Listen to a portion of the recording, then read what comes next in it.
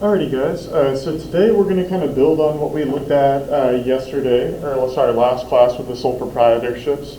So just as a quick recap, let's look at a paragraph to kind of get our brains back to where we were before. Alright, so Sharon decided to open a dry cleaning business. She borrowed some money from her sister and took a loan from a bank. Alright, she hired one helper. So what would be a disadvantage of Sharon's business here?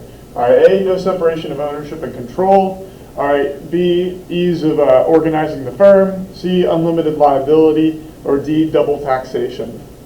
Alright, so based on this, if we think back to sole proprietorship from last week, one person owning and operating a business. Alright, what we'll always see here is the biggest downside being the unlimited liability that goes with it, C. Alright, so again, let's remember that liability, a synonym for that would be responsibility.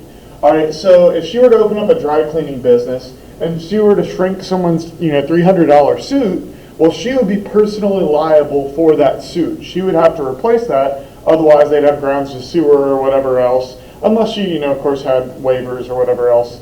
But the big thing here is that liability. If you open up your own restaurant and it's a sole proprietorship and you get a bunch of people sick, well, then you yourself are liable. You could lose your whole savings. You could lose your house. You could lose your car. All right, so the downside of the sole proprietorship is the unlimited liability. All right, so what we're going to look at today are partnerships. Oops, too far. All right, and we break up these partnerships into two main types. It used to be three, but now we only look at two in particular. All right, we look at general partnerships and we look at limited partnerships. Sorry, I meant to change that. The doctors should be the limited and not the general.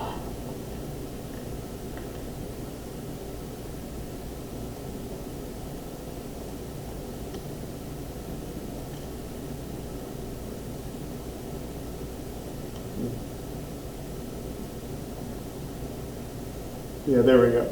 All right, so we break this up into two different types. All right, so a partnership is a business owned and operated by two or more people. So there used to be a really good Mexican restaurant down the street called Los Arcos, and it was a partnership. You had two brothers that owned and operated the business together. All right, so they were a general partnership. So they were in it 50-50. They both invested money into it. They both cooked. They both did the bills. All right, they split everything evenly. All right, a limited partnership, all right, is when you've got one partner that has the liability, all right, and the others that don't. And if you look at my wife's law firm, all right, so her law firm's name is Brown, Reddick, Bumgardner, Carter, Strickland, Watkins Limited Liability Partnership. All right, I know that's a really long name, but the LLP at the end of it means that they're a limited partnership. So you've got one partner there who carries the liability for the firm. If something happens, he himself is liable. All right, none of the other partners do, though. All right, they would be limited partners, meaning my wife is a good example here. Like, let's say that she really messed up a court case. Let's say she really messed up a lawsuit, all right, and the law firm were to get sued for malpractice. Well, she herself would not be liable. She wouldn't be taking on any of the responsibility herself. The firm would get sued, but she would not. So because she's a limited partner, she does not carry that liability. Now, the flip side of that is she also doesn't she doesn't get the same amount of profit as the general partner does, right? Because they're taking on more risk, they're also going to be taking on more reward as well. So in some years, decades ago, whenever we were, in the last economic recession, and that wasn't really decades ago, maybe like 10 years ago, there was years where the law firm didn't do super well. And instead of turning a profit, they cut a loss. In which case, the partners had to put in or write a check to the business to keep it afloat. All right, and so they carried that liability with it. So a limited partnership means that you're not carrying that liability. All right, so so the two big types, like think about a doctor's office, right? So let's say that I'm a general practitioner. People get sick or people need a recommendation for other doctors. I'm a general practitioner. But I work with somebody who does brain surgery. Well, chances are I'm going to want to be a limited partner, right? If someone messes up someone else's brain surgery, I don't really want to be liable for that. So a general partnership, let's say you open up a restaurant with your best friend. Let's say you open up a lawn mowing business with, a coworker. All right, chances are a general partnership would be fine for that. But anything that carries a kind of risk with it, I would think that the limited partnership would be a little bit better. All right, so let's look at some of the advantages and disadvantages of these partnerships to start out with. So first off, they're really easy to start up. Just like with a sole proprietorship, you could go downtown, open up a business license. All right, and if you make it into a partnership, that means that you and your partner are carrying out equal liability. So you're both taking on the risks of this business. So just like with sole proprietorships, there's very few regulations behind it. But another good thing is that now you've got more capital to work with. So I've asked my wife before, why don't you just open up your own business? Why don't you go into business for yourself? All right, so she charges about $200 an hour for her services. But pay-wise, she probably gets about $50 or $60 an hour. And so I tell her, why don't you open up your own business? And so her explanation is that by being together with these other lawyers, by working together, they can share a lot of different things, right? So her and 2 other lawyers, they share a secretary. All right, her and 10 other lawyers, they share a copier. They share a building. They share the internet. They share the water machines, They share all kinds of things. Now, if she were to go into business for herself, she wouldn't be able to do that. She would have to buy all of these things for herself, and so her costs would go up. By splitting these costs with their partners, they're able to lower the cost down. Additionally, she's able to share in their expertise. All right, so she's really good at civil defense stuff, like when people sue the county or the city or the police department. But whenever she gets a lawsuit about property law, she can go and ask one of her coworkers about it. And there's a guy there that's what he does all day. There's another guy who just does insurance stuff all day. There's a lady who just does, stuff with the county all day. And so because of that, they're able to kind of share in each other's expertise, and that makes them all more profitable. All right, and then finally, something unique about partnerships is that they're only taxed on profits. They're not taxed on revenue. You and I, we're taxed on revenue. If I make $100,000 this year, well, I'm getting taxed on $100,000. But for a business, it's a little bit different. Let's look at what that might look like. So let's say that the revenue for a business this year, I'll put R, oh no, that's a permanent marker.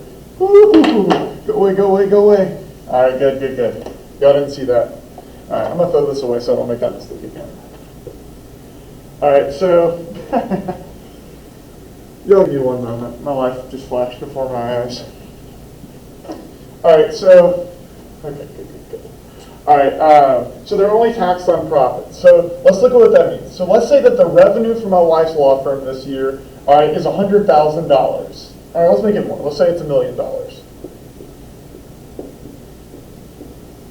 All right, and let's say that the costs that they have this year are $200,000. That's paying all the, and this isn't anywhere near accurate. All right, but let's just say that they made $1 million this year. Their costs were $200,000. That means that they would have $800,000 left over. All right, so the good thing is that because they're a partnership, they would be taxed off of this $800,000, not off of the $1 million. All right, so let's look at what this does for businesses now.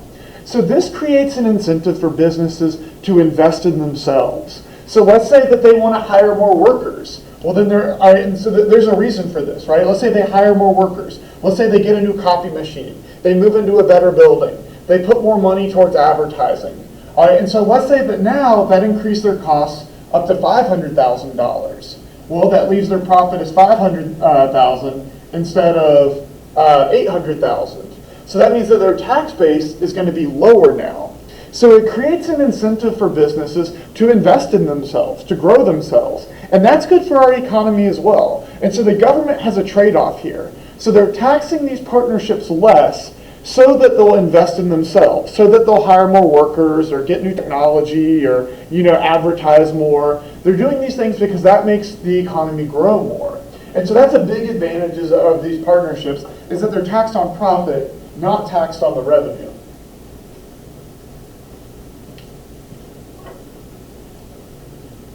All right, let's look at some of the downsides, though.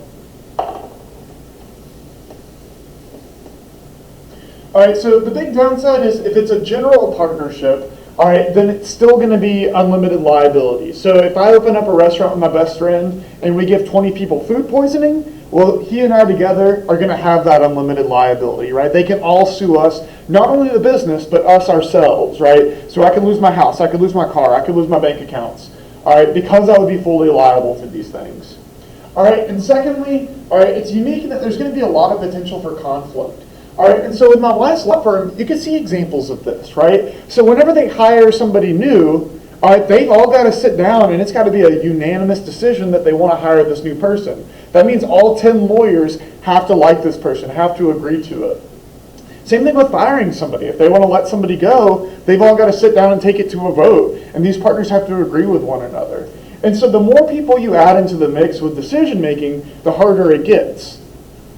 All right, secondly, you can see it with what their goals are. Some of them might want to make money in the short term, right? So like, let's say that one of my family members were to get sick. Well, having a lot of money right now, it might be really, really important for me.